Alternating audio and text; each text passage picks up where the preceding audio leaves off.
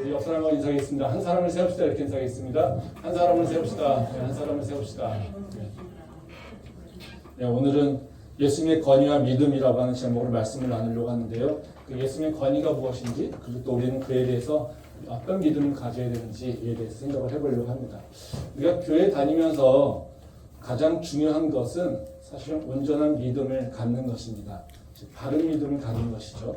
왜냐하면 우리가 어떤 믿음을 갖느냐에 따라서 우리의 삶이 결정되기 때문에 그렇습니다. 우리가 잘못된 믿음을 교회에 다닌다고 하지만 자꾸 뭔가 기복적인 믿음, 신앙의 모습을 가지고 있다면 우리는 계속해서 그걸로 끌려가서 세상의 종교들과 별 차이가 없습니다. 근데 우리가 믿음을 갖고 사는데 그 믿음이 말씀에 근거하여서 말씀과 합당하다면 우리 삶 가운데 말씀의 능력이 드러나게 된다는 거죠. 그래서 우리가 어떤 믿음을 갖고 사느냐가 굉장히 중요하다는 겁니다. 우리가 믿음을 어떻게 온전한 믿음을 갖느냐라고 하는 것은 그 시작은 어디냐면요, 바로 예수님이 누구인가에 대해서 생각을 하기 시작해야 된다는 겁니다.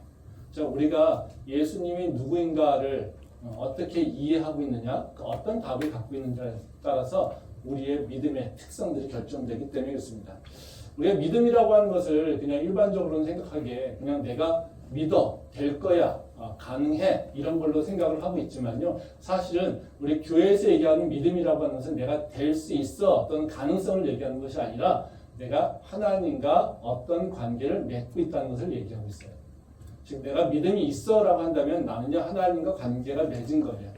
내가 믿음이 없어라고 한다면요, 바로 내가 하나님과 관계가 없는 거예요. 즉, 하나님이 없어요? 예수님이 나의 구원주가 아니에요? 예수님이 하나님의 아들이 아니에요? 라고 생각한다는 거죠. 그러니까 우리의 믿음이라고 하는 것은요, 어떤 사건들이 또는 어떤 미래에 어떤 일들이 일어날 거야 라고 하는 확신 또는 그 신뢰, 이런 것을 의미하는 것이 아니라 바로 예수님과 나하고 관계 맺음을 얘기하고 있다는 거죠.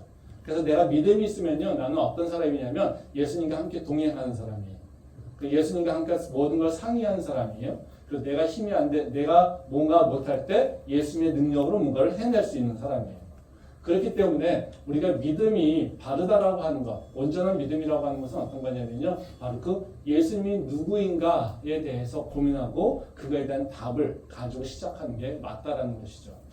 오늘 읽은 말씀은 이제 예수님이 그 예루살렘으로 들어가시는 것을 준비하는 장면입니다. 예수님이 이제 감람산에 도달했을 때 제자 2명을 이제 마을로 보내십니다. 그리고 아직 사람이 타지 않은 나귀 새끼를 끌고 오라고 얘기를 합니다. 그들이 이제 누가 그들에게 어찌하여서 너희가 이 나귀를 가져가려고 하느냐, 그러면 예수님이 그냥 예수님 쓰겠다 해라, 이렇게 얘기한다는 거죠.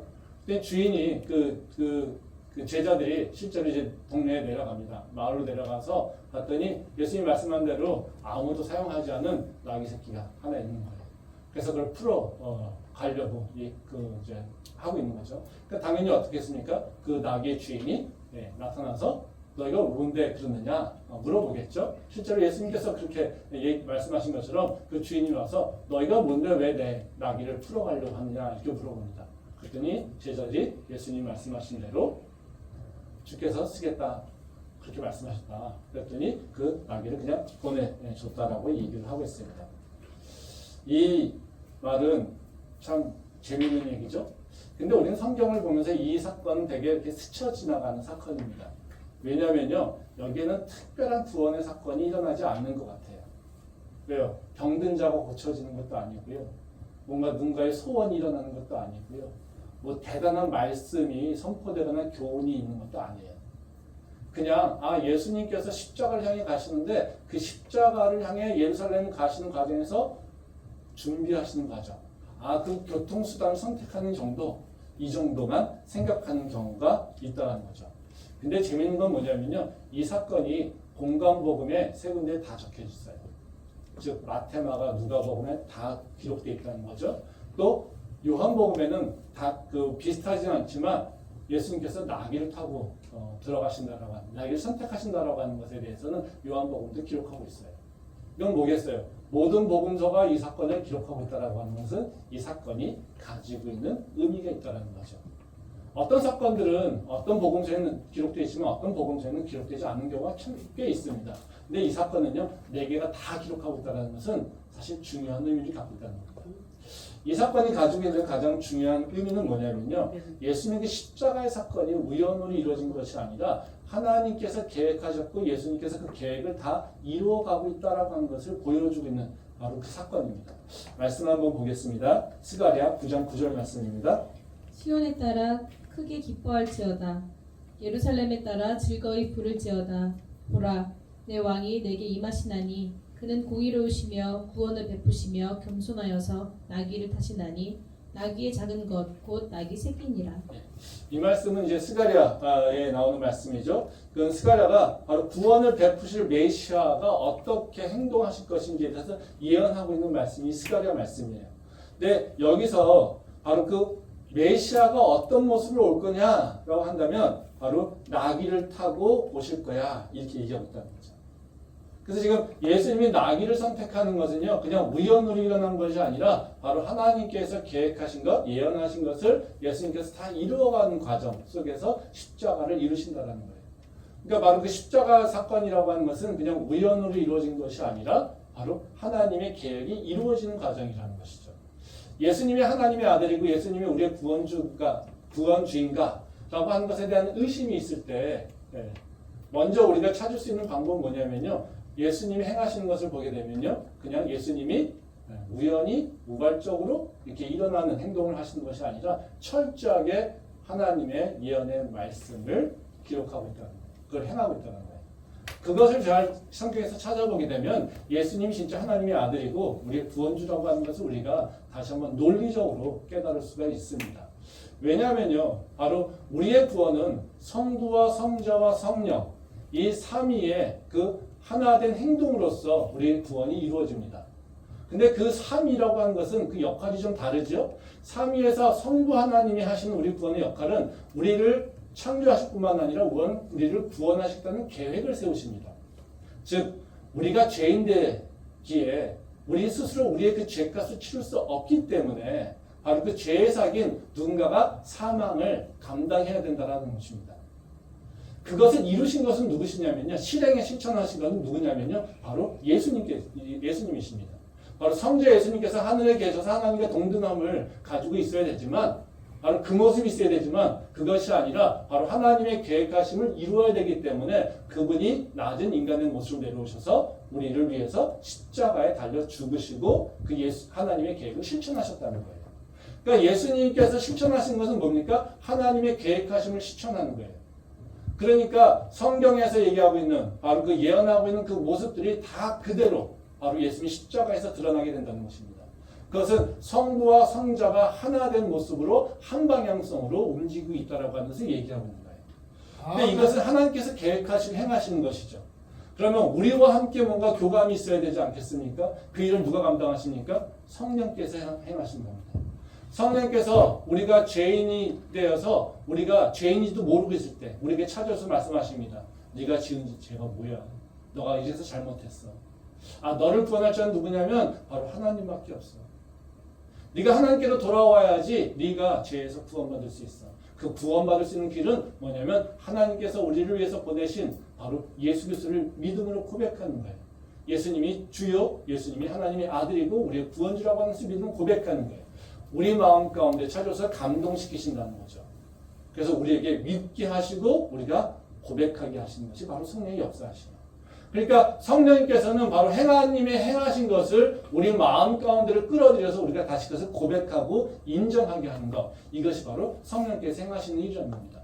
그러기에 바로 이 말씀은 그냥 우연으로 된 것이 아니라 바로 하나님이 계획하신 것을 예수님께서 모든 것을 이루어가는 과정 가운데 예수 그리스도의 십자가가 이루어지겠다는 것을 선포하심으로써 바로 예수님의 그 십자가의 사건은 우연이 아니라 계획된 것이고 또 예수님은 바로 하나님의 아들인 것을 드러내며 또 예수님 통해서 우리를 구원하셨다는 것을 선포한 거라는 겁니다. 그러기에 바로 이 사건이 공간복음에서 모두가 다 기록하고 있다라고 하는 그런 중요한 의미를 갖고 있다는 겁니다. 근데 이 사건을 보면요, 우리에게 또 다른 의미가 있습니다. 네, 이 사건을 잘 보면요, 좀 우리한테 보기엔 낯설고 좀 의문이 나는 것이 있습니다. 왜냐하면요, 이 말씀에 보면요, 드러나는 것이 나귀의 주인이 누구인지가 나타나지 않아요. 누가 나귀를 드렸는지가 나타나지 않아요. 그리고 또 예수님께서 나귀를 사용하시는데 나귀가 바로 왜 예수님께서 나귀를 어떻게 취하셨는지가 나오지 그거에 대해서 페이하시고 지불하신 방법이 나와 있지 않아요. 그럼 생각해 보세요. 예수님이 나귀를 쓰시는데 자기 물건도 아니잖아요. 근데 그냥 쓰세요. 이게 되게 웃긴 얘기 아닙니까?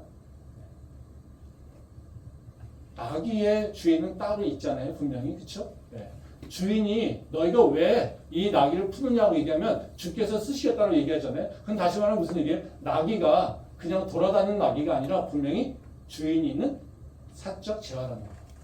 소유권이 있어요. 누군가에게 의해서. 근데 이 성경 말씀에는요. 성경이 그 나귀가 누가 갖고 있는 것인지 그 소유권에 대해서 얘기하고 있지 않아요. 또 분명히 소유한 자가 있는데 예수님은요. 어떻게 해요? 내가 쓸 거야. 이렇게 얘기해요. 이게 도둑질도 아니고요. 그렇죠? 네. 그리고 또 말도요. 그냥 내가 쓸 거야. 이렇게 얘기한다는 거죠. 예수님의 그 행동이 되게 이상하다는 거죠. 그는 다시 말하면 이 사건에서 예수님의 행동은 뭘 드러내고 있냐면요. 예수님이 누구인지에 대해서 얘기하고 있어요. 그리고 예수님이 그 누구인지를 드러내면서 우리에게 요구하시는 것이 있다는 거죠. 오늘 제가 나누려고 하는 말씀은 뭐냐면요. 바로 이 사건을 통해서 예수님의 정체성이 무엇인가. 그리고 우리는 그 정체성에 합당하게 어떤 믿음을 가지고 있어야 되는가. 이 두 가지 문제를 가지고 이제 생각을 좀 해보도록 하겠습니다. 이 첫 번째, 이 사건을 통해서 드러나는 예수님의 정체성이 무엇인가라고 하는 거죠. 뭐냐면요. 예수님은 권위가 있는 분이다. 예수님에게는 바로 authority, 권위가 있다라고 하는 것을 얘기합니다. 말씀 보겠습니다. 누가복음 19장 31절 말씀입니다. 만일 누가 너희에게 어찌하여 푸느냐 묻거든 말하기를 주가 쓰시겠다 하라 하시매. 네. 아까 잠깐 말씀드린 얘기죠. 이 나귀를 선택하는 과정이죠. 네. 이 사건을 보면 이제 예수님의 행동의 특성은 뭐냐면 이 문장에서 보게 되면요, 그냥 명령과 선택입니다. 즉 선택하시고 명령하셨다는 거예요. 그러니까 제자들에게 나귀를 보내서 나귀를 가져오라고 하잖아요. 누가 쓸 거야?라고 얘기하신다는 거죠. 그때 다른 말이 아니라 주께서 쓰실 거야. 이걸로 끝난다는 거예요. 다시 말하면 이건 무슨 얘기입니까? 예수님이 내가 쓸 거라고 결정했어. 그리고 내가 그 나귀를 선택했어. 이거밖에 없어요. 이거는 일반 사람의 행동적 특성이 아닙니다. 이건 누구요? 절대자의 행동적 선택이죠. 네가 무슨 말을 더 탈 게 없어. 내가 하겠다면 하는 것이고, 그리고 내가 선택했으면 그걸로 끝이야. 그 어느 누구도 나의 얘기에, 그리고 내 말에, 내 선택에 토를 달 수가 없어. 이것을 얘기하고 있다는 거죠. 절대적 권위를 얘기하고 있다는 겁니다. 말씀 한번 보겠는데요. 누가복음 20장 2절 말씀입니다. 말하여 이르되 당신이 무슨 권위로 이런 일을 하는지 이 권위를 준 이가 누구인지 우리에게 말하라. 이 말씀은 이제 이 나귀의 사건 이후에 바로 연결되는 말씀입니다. 이제 예수님이 나귀를 타고 성전에 들어가시잖아요. 성전에 들어가셔서 성전을 다 뒤집어 엎어 놓으십니다. 사실 이 성전을 뒤엎는 과정이 바로 예수님이 제사장들과 이제 척을 지게 되고 제사장들이 예수님을 죽이겠다라고 결심하게 되는 그런 이유인데요. 근데 이 성전에서 일어나는 사건을 통해서 바로 그 대제사장들이 하고 있는 얘기가 있어요. 이게 바로 이 얘기예요. 바로 뭐라고 하냐면요. 무슨 권위로 이런 일을 하느냐. 이 권위를 준 이가 누구인지 우리에게 말하는 거예요. 지금 예수님이 성전에 가서 뒤집어 엎었습니다. 그랬더니 이 제사장들과 서기관들과 장로들이 와서 얘기를 합니다. 그들이 제기한 문제는 뭡니까? 당신이 무슨 권위가 있어요? 당신이 무슨 권위가 있길래 성전을 뒤집어 엎어? 사실 나귀를 선택하는 과정에 있어서도 주인이 하고 있는 얘기는 뭡니까? 당신이 뭔데 내 나귀를 취해? 이거죠. 당신이 뭔데 내 나귀를 가져가려고 그래? 이것을 물어보고 있는 거예요. 다시 말하면 또 이 제사장들이 지금 물어보는 건 뭡니까? 당신이 뭔데 내 성전에서 당신이 이렇게 뒤집어 엎어. 당신이 뭔데 내 성전에서 뭔가 지금 이런 엄청난 일을 왜 다 장사꾼 내쫓아 내가 허락했는데 이거예요. 지금 뭘 가지고 싸우고 있는 겁니까? 권위를 가지고 싸우는 거예요. 우리의 믿음은 사실 뭐의 싸움이냐면요. 그 권위를 누구한테 주느냐의 싸움이에요. 내가 예수님과 관계가 없다면요. 그 권위는 나한테 있는 거예요. 내 인생이에요. 내 삶이에요. 내 시간이에요. 내 돈이에요. 내 생각이에요. 내 뜻이에요. 이게 뭡니까? 믿지 못한 자의 모습이에요. 예수님을 거부한 자의 모습이에요. 지금 제사장들이 얘기하는 건 뭡니까? 이 성전은 내 권한에 있어. 이 성전은 내가 결정해. 당신이 뭔데 여기 와서 이래라 저래라야. 이것을 얘기합니다. 그렇죠? 근데 그 자들에게 예수님 선포하시는 건 뭐냐면요. 이 성전 내 거야. 나귀를 갖고 있는 소유주에게 선포하는 거 뭡니까? 그 나귀도 내 거야. 이 세상이 다 내 거야.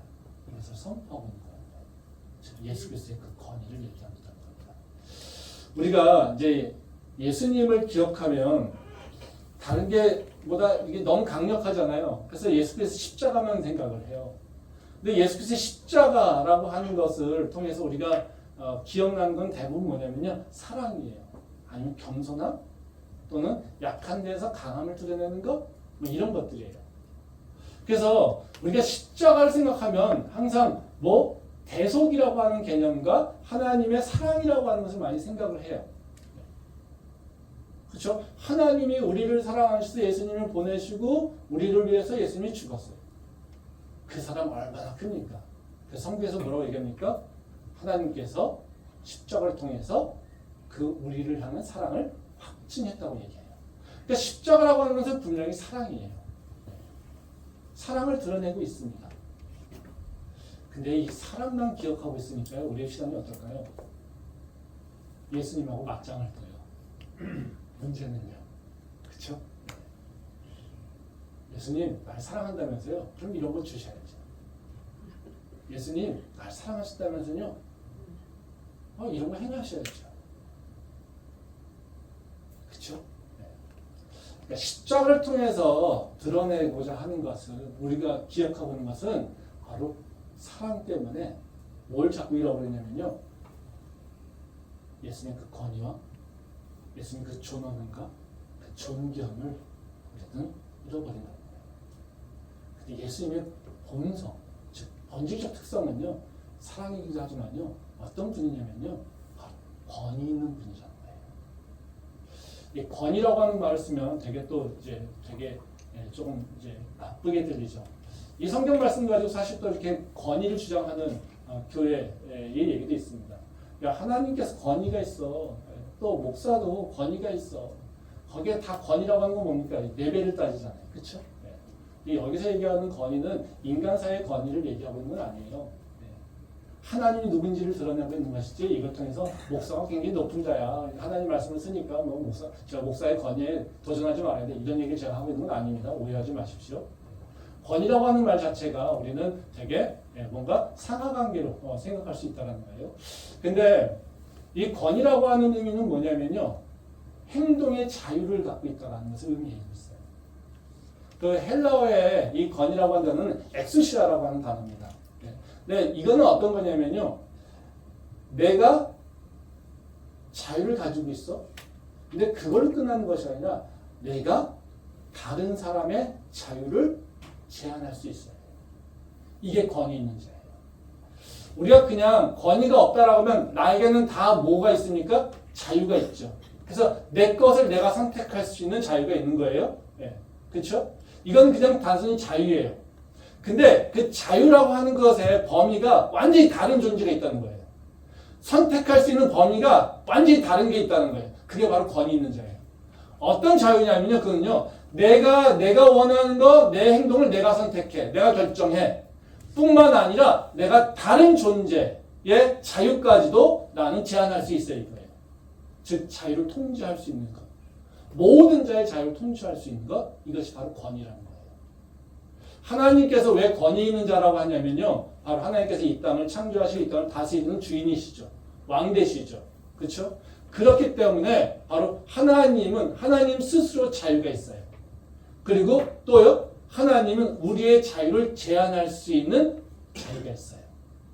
그래서 하나님께서 선택하시고 결정하셨어라고 하면 끝나는 것이 뭐냐면요. 바로 이 자유에서 나오는 거예요. 이 권위에서 나오는 거라는 거죠. 믿음이라고 하는 것은 어떤 거냐면 바로 그 하나님의 그 권위를 인정하는 거예요. 하나님 나 자유자예요. 나 자유 있어요. 난 누구에도 속하지 않아요. 누구의 종도 아니에요. 누구의 노예도 아니에요. 그렇지만요. 나는요. 하나님의 권위를 인정해요. 그러기에 내 자유를요. 하나님께서는 통제하실 수 있어요. 이 고백을 하고 있는 게 바로 하나님의 권위를 인정하는 거예요. 그러니까 우리가 하나님의 관계 속에서 사실은 이 권위를 인정하고 살아야 되는데 인정하고 살지 않죠. 대부분 어떻게 해요? 뒤바뀌잖아요. 그렇죠? 어떻게 해요? 하나님, 당신이 이런 거 해주셔야지 내가 믿지. 이 정도는 좀 보여주셔야지 내가 믿을 수 있잖아요. 이 정도는 돼야지 내가 하나님이라고 고백할 수 있잖아요. 나는 지금 힘들어 죽겠는데 뭐 나한테 맨날 뭐 이래라 저래라 하고 하나도 안 해줘. 뭐요? 우리는 하나님을 통해서 내 뜻을 이루려고 하고 있죠. 그쵸? 그럼 뭘까요? 내가 권위 있는 자가 되는 거예요. 누구 앞에서요? 하나님 앞에서. 이렇게 되면 어떻게 해요? 하나님과 나하고 관계가 뒤바뀌어 버리는 거예요. 그럼 바른 믿음이 나올까요? 온전한 믿음이 형성이 안 됩니다. 그러게 우리의 믿음의 가장 근원적인 근본은 뭐냐면요. 하나님의 권위를 인정하는 것. 즉 하나님이 나의 자유를 제한할 수 있으니까라고 고백하는 것. 이것이 바로 내 믿음으로 살아가는 바로 시작인 겁니다. 그렇다면요. 우리가 이 하나님의 권위를 인정한다라고 한 거, 그것이 그냥 다 알았어요, 믿어줄게요, 인정해요. 하나님 그 높으신 분이에요. 저 높으신 분이에요, 전능하신 분이에요. 내가 인정해줄게요. 이렇게 고백하면 나는 권위를 인정하는 걸까요? 아니죠. 우리는 그 믿음에 합당한 삶의 모습으로 변해야 돼요. 즉 어떻게 실천할까에 대한 고민을 해야 되는 거죠. 그러면 하나님을 권위하는 자의 삶의 모습은 어떨까요? 우리가 고민해야 되는 것이 그것이죠. 오늘 제가 두 가지만 생각을 해보려고 합니다. 하나님의 권위를 인정하는 믿음의 특성은 어떤 것인가? 첫 번째로 하나님의 권위를 인정하는 믿음은 뭐냐면요. 말씀에 순종하려고 최선을 다하는 거예요. 지금 내 삶에서 어떻게 하면 하나님의 말씀을 이룰 수 있을까? 성취할 수 있을까? 이것을 고민하며 살아가는 게 바로 하나님의 권위를 인정하는 바로 믿음 가는 거예요. 말씀 보도록 하겠습니다. 누가복음 19장 31절부터 35절 말씀입니다. 보내심을 받은 자들이 가서 그 말씀하신 대로 만난지라. 나귀 새끼를 풀 때에 그 인자들이 이르되 어찌하여 나귀 새끼를 푸느냐? 대답하되 주께서 쓰시겠다 하고 그것을 예수께로 끌고 와서 자기들의 겉옷을 나귀 새끼 위에 걸쳐놓고 예수를 태우니. 아까 이제 본 말씀이죠. 이제 예수님이 나귀를 취하는 거죠. 여기서 제가 이제 주목하고 싶은 건 뭐냐면요. 그런 얘기입니다. 그 주인의, 그 나귀 주인의 누군지 모르겠지만 드러나는 모습이에요. 예수님께서 하시는 말씀은 뭐냐면요. 주께서 쓰시겠다라고 하는 말만 해라 이거예요. 그랬더니 그 주인이 다시 말하면 그냥 보냈다는 거예요. 이건 무슨 얘기겠어요? 나귀의 주인이 보이지 않지만요. 하나님의 권위를 인정하고 있다는 것을 보여주고 있어요. 즉 하나님이 내가 쓸 거야 라고 얘기하고 있잖아요. 근데 여기 주인은요. 아무런 토를 하지 않아요. 그거 내 건데? 내가 그거 팔려고 그랬는데? 내가 주려고 했는데 누구한테? 나 그거 위한 계획이 있었는데? 이런 얘기를 다 하지 않아요. 그냥 주께서 쓰시겠다 하니까 그냥 아무 토도 없이 그냥 보낸다는 거예요.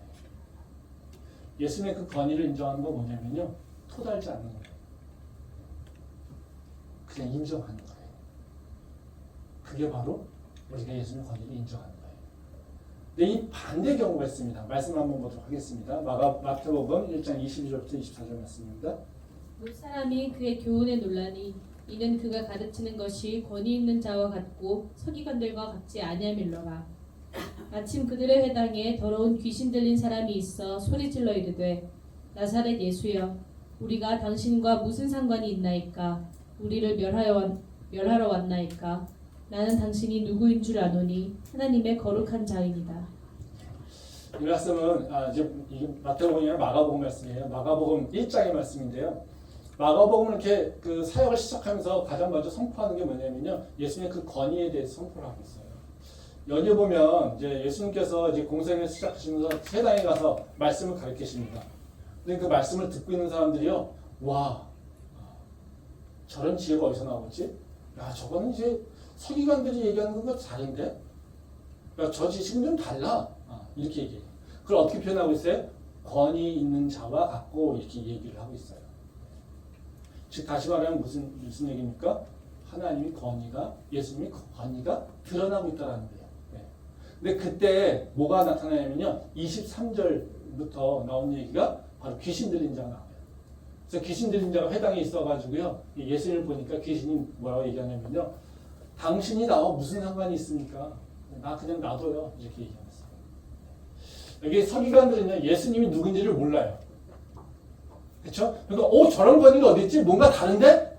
네, 소위 말해서 아우라가 틀려 이런 얘기를 그냥 인정하고 있는 거예요. 근데 예수님이 누군지 몰라요. 근데 거기 있는 귀신은요 알고 있어요. 그렇죠? 그래서 저분이 하나님의 아들이네. 네, 이런 얘기를 하고 있는 거예요. 근데 그거에 대해서 뭐라고 얘기합니까?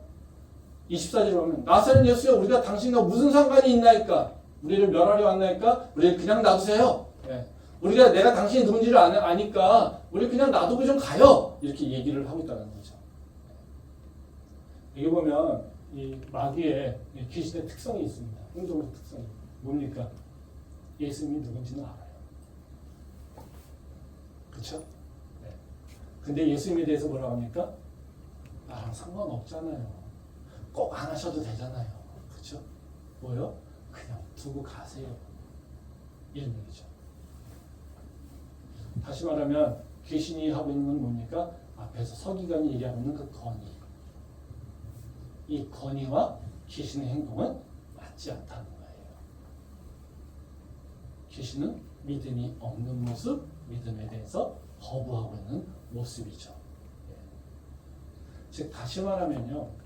우리가 하나님의 권위를 인정하고 있다고 하는 것은 뭐냐면 그 하나님의 뜻을 내가 이루겠습니다라고 얘기하는 것이지 거기서 토달고 이래서 저래서 안 돼요라고 얘기하는 것이 아니라 알겠어요. 당신이 선택하실 결정하셨으니까 우리는 따를게요라고 하는 것이 바로 우리의 믿음이라는 거죠. 귀신은 하나님을 대적하는 자는 어떻게 해요? 토를 내고 나랑 상관없잖아요. 당신하고 상관없잖아요. 내가 하는 일 하나님 예수님 당신하고 내가 괴롭히지 않을게요. 당신한테 뭐라고 얘기 안 할게요. 방해하지 않을게요. 우리 그냥 놔둬요. 그냥 지나가세요. 이렇게 얘기하는 거죠. 이게 사실 우리의 모습 아닐까요? 우리 예수님 알고 있지 않습니까? 누군지. 예수님이 하나님의 아들인지 우리는 고백하고 있지 않습니까? 근데 우리는 뭘 고민합니까? 예수님이 선택하고 결정하신 것을 따르려고 고민하십니까? 아니면 예수님의 마음을 바꿔서 어떻게 하면 내가 원하는 것을 얻을 수 있을 것인가를 고민하고 있습니까? 우리가 어떤 걸 고민하고 있습니까? 믿는 자가 해야 될 고민은 뭐냐면요. 내가 원하는 걸 어떻게 하면 하나님에게서 받아낼 수 있을까? 이걸 고민하는 게 아니에요. 그것이 아니라 어떻게 하면 내가 하나님께서 말씀하신 것을 이룰 수 있을까? 이것에 대한 고민을 하고 있는 거예요. 아멘. 이게 차이가 별로 없는 것 같지만 완전히 방향성이 다릅니다. 우리는 맨날 같이 교회에서 고민하는 게 뭐예요? 어떻게 기도하면 하나님께서 응답 주시는지 이런 고민하잖아요. 그렇죠? 이렇게 기도하면 응답받아. 이렇게 기도하면 응답받아. 뭐 하면 응답받아. 네가 뭐 하면 네가 세상에서 잘 풀려. 그쵸? 온갖 고민하는 게 뭡니까? 어떻게 하면 하나님께 내 뜻을 이룰 수 있을까? 이것에 대한 고민이에요. 그거는 뭐예요? 하나님의 권위를 인정하는 믿음이 아니에요. 지금 사단이 하고 있는, 귀신이 하고 있는 것과 상관없잖아요. 내가 알아요. 인정해요. 예수님 당신이 하나님의 아들인 거, 거룩하신 분인 거 내가 알고 있어요. 인정해요. 됐잖아요. 그러니까 지나가세요. 내가 당신 알고 있어요. 그러니까 지나가세요. 이거예요. 우리가 똑같지 않습니까? 하나님 내가 알아요. 예수님 당신 알아요. 예수님 당신께서 나를 위해서 십자가를 죽으시고 나를 구원하신 거 알아요. 하나님 당신께서 말씀하신 거 내가 알아요. 나 사랑하시죠? 내가 알고 있어요. 당신의 말씀 잘 들으면 내가 복 받는 거 알고 있어요. 그래요. 다 인정해요. 근데요, 나는 지금요, 딴 길 가야 돼요. 난 지금요, 이게 필요해요. 다른 게 필요해요. 그러니까 하나님, 다 알고 있으니까 지금은 아니에요. 지나가시고요. 지금은요, 내 것을 얘기합시다. 이렇게 얘기합니다. 이거는요, 하나님과 관계 속에서 내가 권위를 주장하는 거예요. 우리가 해야 될 고민은요, 다른 것이 아니라 내 것을 이루려고 하는 것이 아니라 하나님, 내가 하나님께서 이런 명령 받았어요. 이걸 어떻게 이루죠? 하나님 말씀, 내가 들었어요. 근데 이걸 어떻게 이루지요? 그 고민이 우리가 해야 될 고민이라는 거죠. 우리가 자꾸 내 뜻을 이루려고 하냐면요, 하나님 뜻이 나한테 들어와도요, 뭐 할까요? 핑계대고요. 그냥 회피하고요. 도망가고요. 그렇습니다. 저도 이 앞에서 말씀 나누는 저도요, 사실 이럴 때가 더 많아요. 하나님께서 말씀하시는 게 두려워서요, 저는 기도도 이렇게 중간에 끊을 때도 꽤 있었어요. 괜히 내한테 부담되는 것도 시킬까봐 기도하다가요, 또 뭔가 이렇게 말씀하시려고 하면요, 가끔 그 돌아설 때 전 사실 안 왔어요. 알면 괜히 힘들어요. 그래서 우리는요, 잘 알려고 하지도 않아요. 뭐만 합니까? 내 뜻만 고집하고 가요. 그래서 우리 기도는요, 듣는 기도 안 하잖아요. 못하기도 하지만요, 영적으로 낮아서 못하기도 하지만요, 그거에 관심 갖지 않아요. 뭐만 합니까? 붙잡고 늘어지는 기도밖에 하잖아요. 우리한테 은혜가 되는 건 뭡니까? 불의한 재판관이 있는데, 과부가 딸 때문에, 문제가 생겨가지고 왔는데, 계속해서 하니까 그 불의한 재판 정도, 지겨워서 귀찮아가지고 말해주셨어. 그럼 우리는 어떻게 해요? 네 생각 가지고 끝까지 물고 늘어져. 그러면 하나님께서 들어줄 거야. 우리는 그거에 은혜 받잖아요. 그렇죠? 그게 아니라 네 것을 포기하고 하나님께서 그를 위해서 너를 향한 뜻이 뭔지 기대하고 있어. 그걸 찾아봐. 그러면요. 우리는요? 그거 원치 않아요. 괜히 딴소리 하시면 어떡하지? 그렇죠? 우리는 그 생각이 더 크다는 거예요. 저도 마찬가지입니다. 저도 마찬가지예요. 저도 많이 핑계대고요. 많이 도망가고요. 많이 끊어버리고요. 그런 경험이 정말 많습니다. 근데요, 우리 믿음의 능력은요, 우리 믿음이 온전할 때 나타나잖아요. 나의 삶 속에서 믿음의 능력이 드러나려면 내 믿음이 온전해야 되잖아요. 그렇죠? 그 믿음이 온전하면요, 시작이 뭐라고 했습니까? 하나님의 권위를 인정하는 것에서 시작한다고 했잖아요. 그럼 우리는 어떻게 해요? 하나님의 능력이 내 삶 가운데서 전환되면 하나님의 권위를 내 삶에서 인정하는 것에 시작해야 된다는 거예요.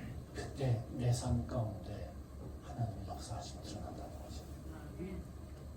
그러니까 하나님을 인정하는, 하나님의 권위를 인정하는 우리가 될 수 있기를 소망합니다. 근데 문제는요, 아까 얘기했듯이 하나님의 권위를 인정하는 게 어떻습니까? 쉽지 않아요.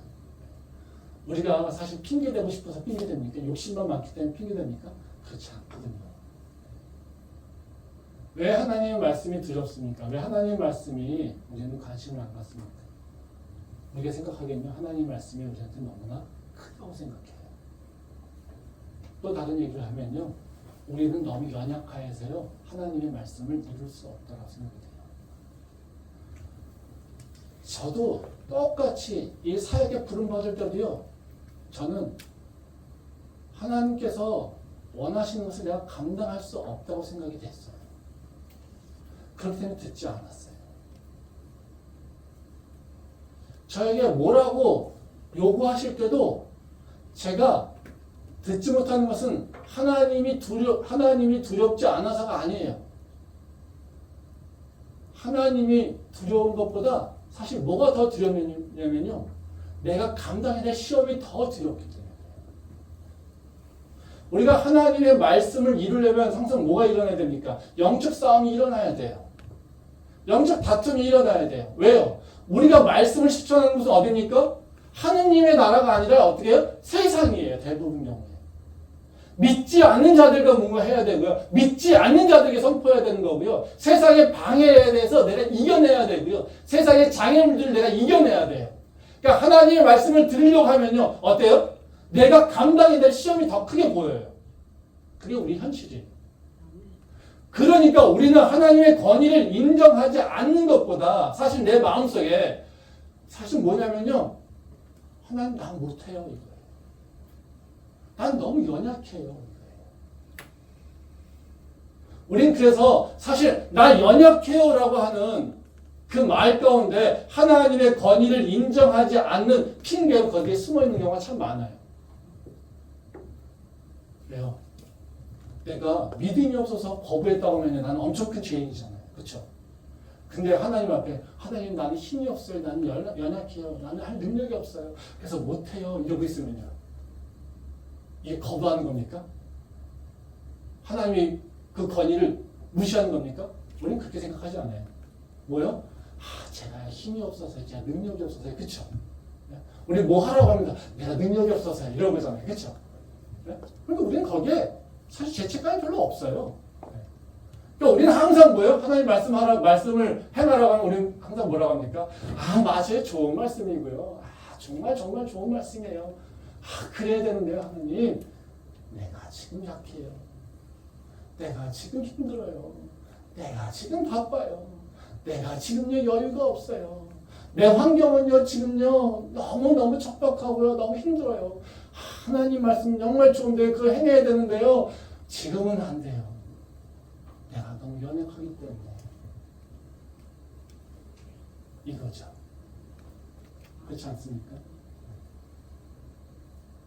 이렇게 하면 우리가 하나님의 권위를 인정하면서 피해가는 걸까요? 연약해서 못한다는데, 힘이 없어서 못한다는데 뭐라고 그래요? 연약해서 못한다는데 하나님께서 벌 주시면 어때요? 하나님 어찌해서 그렇습니까? 자비도 없고요. 이게 너무한 거 아닙니까? 내가 안 하려고 그랬어요? 하려고 했는데 힘이 없다니까요? 내가 능력이 안 된다니까요? 그렇죠? 근데 걷다 혼내는 하나님은 없겠죠. 그렇죠? 근데 이 모습은 하나님의 권위를 인정하는 모습은 아니에요. 그리고 하나님의 권위를 인정하는 그것에 부합하는 믿음의 모습도 아니에요. 만약에 우리가 똑같이 하나님의 말씀을 내 삶에서 이루기 위해서 노력하는데 그것이 내가 감당해야 될 시험이 너무 큰 것 같아서 감당하지 못할 것 같다고 한다면 우리가 하나님의 권위, 그런 상황에서 하나님의 권위를 인정한다라고 하면서 어떤 거냐면요. 핑계대고 못해요가 아니라 오히려 예수의 권능을 선포하며 세상을 향해 나가는 겁니다. 다시 말하면요. 내가 바라볼 때 하나님의 권위를 먼저 바라보고 내 연약함을 뒤로 미루는 거예요. 다시 말하면 또 내가 하나님을 더 두려워하고요. 세상에서 두려움을요. 뒤로 미루는 거예요. 쉽게 말하면 아까 제가 말한 상황, 난 연약해서 못해요라고 하는 것은요. 우리가 어떤 사이냐면요. 하나님을 믿기 때문에 하나님이 두려워요. 근데 하나님의 말씀을 들으니까 세상에 적들이 있어요. 그 사이에서 어떡하지 해요. 근데 이 세상의 적한테는요, 핑계 대봤자 소용이 없을 것 같아요. 이놈들은 너무나도 잔혹한 놈이어서 여따간 핑계 대봤자 아무 소용이 없을 것 같아요. 그러니까 우리는 어떻게 해요? 이놈이 두려워서 하나님 나는 좀 못해요. 지금은 안 돼요. 이러고 있는 거예요. 지금 뭘 어떻게 해요? 여기를 더 두려워하고 있는 거예요. 여긴 좀 기댈 데가 있는 것 같아요. 근데 하나님의 권위를 인정하는 믿음은 어떤 거냐면요. 이 두려움을 제압하기 위해서 이 두려움을 갖다 쓰는 거예요. 다시 말하면요. 하나님을 두려워하는 그 두려움으로 세상의 두려움을 제압하는 거예요. 이게 우리가 해야 될 일이죠. 아멘. 하나님, 내가 당신의 말씀을 듣지 않으면 내가 죽지요. 하나님, 내가 당신의 말씀을 이루지 않으면 내가 살 수 없죠. 내가 하나님 당신의 두려움을 내가 인식하지 못하면 내가 이 세상을 이길 수 없지요. 이게 너무 두려워서 이 세상의 두려움을 약화시켜버리는 거예요. 이게 더 두려운 것이 아니다. 그래서 우리는요, 이 하나님을 두려워하는 그 근본적인 이유가 뭡니까? 전능하시고 하나님은 선택하시고 결정하시고 끝이죠. 그렇게 그 힘을 가지고요, 얘네들을 제압하는 거예요. 그래서 하나님의 권위를 인정하는 믿음은요, 주세요 주세요가 아니라 예수님의 이름을 선포하는 믿음입니다. 말씀 보도록 하겠습니다. 마가복음 1장 21절 27절 말씀입니다. 예수께서 꾸짖어 이르시되 잠잠하고 그 사람에게서 나오라 하시니 더러운 귀신이 그 사람에게 경련을 일으키고 큰 소리를 지르며 나오는지라. 다 놀라 서로 물어 이르되 이는 어찌미냐. 권위 있는 새 교훈이로다. 더러운 귀신들에게 명한즉 순종하는도다 하더라. 이 말씀 이제 귀신에 대해서 핑계대는 귀신에 대해서 예수님이 행하신 것을 얘기하고 있죠. 그리고 그 사람의 반응에 대해서 얘기하고 있어요. 그러니까 핑계대는 귀신을 향해서 예수님이 뭐라고 합니까? 꾸짖으시고 명령하시고 쫓아내십니다. 그랬더니 귀신이 소리 지르면서 나간다는 거예요. 그것을 보고 사람들이 뭐라고 하냐면요, 권위 있는 새 교훈이다 이런 거죠. 권위가 있는 새로운 교훈이래요. 이건 다시 말하면 서기관들이 얘기했던, 바리새인들이 얘기했던 그 교훈과는 완전히 차원이 다르다는 거예요. 뭐가 다르겠습니까? 지금 이들이 보고 있는 건 뭡니까? 제사장들과 서기관들은 맨날 하나님 말씀 잘 지켜, 그럼 네가 복 받아. 야, 죄 짓지 말고 잘 지켜서 율법 잘 지키면 복 받아. 이런 거였어요. 근데 지금 예수님 뭐라고 하십니까? 어둠을, 귀신을 꾸짖으시고 쫓아내십니다. 명령하셔서. 그러니까 어떻게 해요? 그 귀신이 쫓아낸다는 거죠. 즉 말씀에 뭐가 있어요? 능력이 있음을 지금 경험하고 있는 거예요. 믿음이 있다면요, 어떤 거냐면요, 하나님의 권위를 인정하는 믿음은요, 그 말씀의 능력을 우리 안에 믿고 실천하는 거예요. 말씀 한번 더 보겠습니다. 누가복음 9장 1절부터 3절 말씀입니다. 예수께서 12제자를 불러 모으사 모든 귀신을 제어하며 병을 고치는 능력과 권위를 주시고 하나님의 나라를 전파하며 앓는 자를 고치게 하려고 내보내시며 이르시되 여행을 위하여 아무것도 가지지 말라. 지팡이나 배낭이나 양식이나 돈이나 두벌 옷을 가지지 말며. 이 말씀 예수님 제자들을 세상에 이제 보내시면서 하시는 말씀이죠. 1절을 보면 예수님께서 제자들에게 능력과 권위를 주셨다고 했어요. 이 능력과 권위는 뭐냐면요, 바로 그 귀신을 제어하고 병을 고치고 하나님 나라를 전파하는 일, 이것을 행할 수 있게 해주시는 거예요. 즉 다시 말하면 예수님께서 제자들을 그냥 세상에 보내시는 것이 아니라 뭘요? 능력과 권위를 주시는 거예요. 그래서 그 세상의 어둠을 이길 수 있도록 하신다는 거예요. 우리의 질병을 이길 수 있게 해주시고요, 우리의 환경을 다스릴 수 있는 권한을 주시고요, 우리의 대적자들을 이길 수 있는 권한, 권리와 그 권위와 능력을 우리에게 주신다라고 하는 거예요. 근데 여기서 더 재미있는 건 뭐냐면요, 2절 그 3절 말씀에 보면 그런 얘기합니다. 여행을 위해서 아무것도 가지지 말라. 지팡이나 배낭이나 양식이나 돈이나 두벌 옷을 가지지 말라. 사실 우리는 어때요? 하나님 일을 하려면 뭐가 필요합니까? 돈이 필요하잖아요. 하나님 일을 하려면 뭐예요? 옷이 필요하잖아요. 거할 것이 있어야 되잖아요. 먹을 것이 있어야 되잖아요. 그렇죠? 나를 보호할 것이 있어야 되잖아요. 우리는 이런 것이 채워져야지 뭐가 된다고 생각하잖아요. 근데 예수님께서는 뭐라고 얘기하십니까? 야, 너희한테 먹을 거 없어도 돼. 지팡이 2개 갖지 않았는데, 신발 2개 갖고 가지 않았는데, 옷 2벌 갖고 있지 않았는데, 너희가 의지할 것, 너희가 필요한 것 없어도 돼. 너희가 세상에서 해갈 수 있는 가장 근원적인 이유는 뭐냐면 내가 너에게 주고 있는 즉 능력과 권위만 가지고 하면 돼 이거예요.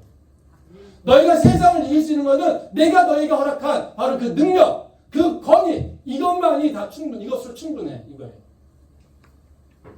우리가 믿음이 없으면 어떻습니까? 하나님의 말씀을 우리한테 주시고 그 말씀을 해가라고 하면 우리는 항상 어떻게 해요? 하나님 나는요 지금 돈이 없어요. 나는요 지금 시간이 없어요. 나는요 지금 이걸 해야 돼요. 나는요 이것을 먼저 해야 돼요. 나는요 지금 해야 될 일이 책임이 너무나 많아요.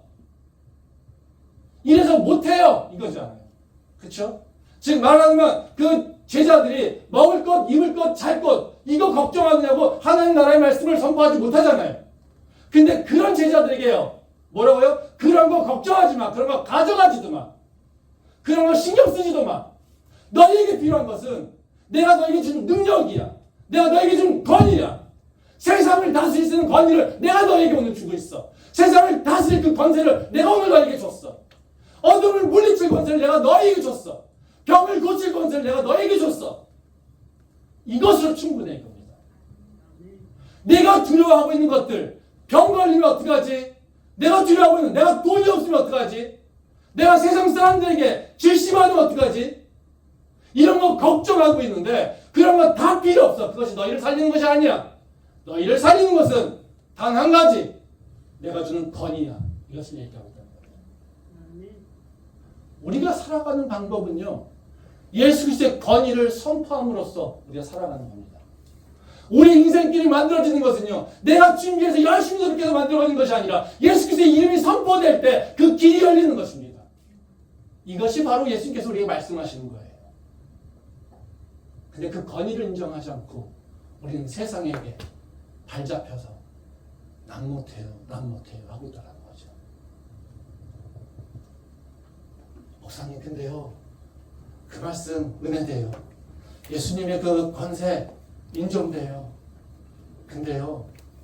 나한테는 그런 일이 일어나지 않아요. 도전해봤어요. 이런 일이 일어나지 않아요. 나는요. 내 병고에 몸이 아파서요. 맨날 손 얹고 기도했어요. 근데 일어나지 않아요. 나 열심히 기도했어요. 열심히 예배했어요. 근데요. 내 삶에서는요. 바뀌지 않아요. 우리는 그런 생각이 들지 않습니까? 그래서 나는 계속해서 내 삶에 온전히 실험하고 있어야 돼요. 왜 그럴까요? 예수님이 답을 주십니다. 말씀 보겠습니다. 누가복음 9장 28절부터 29절 말씀입니다.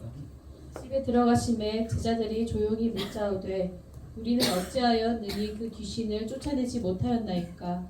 이르시되 기도 외에 다른 곳으로는 이런 종류가 나갈 수 없느니라 하시니라. 우리가 이 모습을 보면 제자들이요. 예수님이 없을 때 귀신 들린 자를 아들을 데리고 와서 자를 데리고 와서 고쳐달라고 합니다. 그때 열심히 그냥 막 붙잡고 뭐 하는데요. 제자들이 못했어요. 예수님이 와가지고 단숨에 고쳐주시죠. 그래서 제자들이 질문하는 거예요. 예수님 왜 우리한테 그런 능력이 나타나지 않죠? 예수님이 하신 말씀 뭡니까? 기도 외에 다른 것으로 이런 전망 당하지 않아. 맞아요. 우리는요. 연약해서 때로는요. 예수님의 그 권위를 선포한다고 하지만 우리 삶가운데는 그 역사가 일어나지 않아요. 기적이 일어나지 않아요. 우리는 맨날 같이요. 그것에 붙잡혀서요. 신음하고 있어요. 그래서 우리는 맨날 하나님 나한테는 왜 그런 능력이 예수님 나한테는 왜 그런 능력이 드러나지 않나요? 이러고 우리는 애통해해요. 그 질문을 지금 똑같이 제자들이 하고 있는 거예요. 예수님 뭐라고 하십니까? 기도해. 이겁니다. 우리가 예수 그리스도의 그 권위를 인정하고 믿는다면요. 우리 삶에서 무너질 때가 있어요. 삶에서 우리 실패할 때가 있어요. 내 뜻대로 안 될 때가 있어요. 내가 도전했는데 안 될 때가 있어요. 그때요. 우리는요. 더 기도하는 거예요. 더 주님의 의지하는 거예요.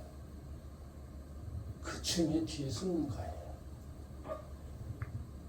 내 핑계 대면서요. 내가 쌓아놓은 그 장막에 숨는 것이 아니라요. 예수님이 뒤로 숨는 거예요. 그게 기도하는 겁니다. 지금 삶 가운데 문제가 있어서 주님을 온전히 신뢰하지 못하는 거예요. 삶에 너무 지쳐서요. 예수 그리스도의 권위를 잃어버리고 살고 있다면요. 예수님 뒤에 숨으시기 바랍니다. 그는 기도의 자리로 들어가는 거예요.